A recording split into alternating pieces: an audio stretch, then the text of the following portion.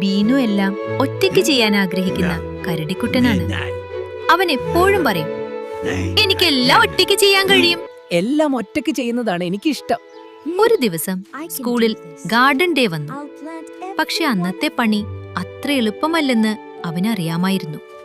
എങ്കിലും അവൻ ഒറ്റയ്ക്ക് തന്നെ ചെടികൾ നട്ടു, വെള്ളം ഒഴിച്ചു, ചട്ടികൾക്ക് പെയിന്റ് ചെയ്യാനും തുടങ്ങി. പക്ഷേ കുഴപ്പത്തിലായി. എല്ലാം താഴെ വീണു. മണ്ണും വെള്ളവും എല്ലാം ചുറ്റും പടർന്നു. അപ്പോഴാണ് ബീനു ഒരുമിച്ച് പ്രവർത്തിക്കുന്ന ഒരു കൂട്ടം തേനീച്ചകളെ ശ്രദ്ധിച്ചത്.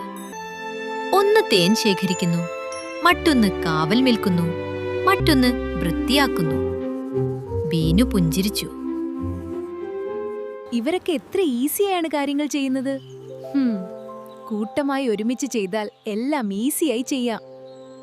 ഗുണപാഠം: ഒറ്റയ്ക്ക് ചെയ്യുന്നതിനേക്കാൾ വേഗത്തിലും കൃത്യമായും കാര്യങ്ങൾ ചെയ്യാൻ ഒരുമിച്ചുള്ള പ്രവർത്തനം, ടീം വർക്ക് സഹായിക്കുന്നു.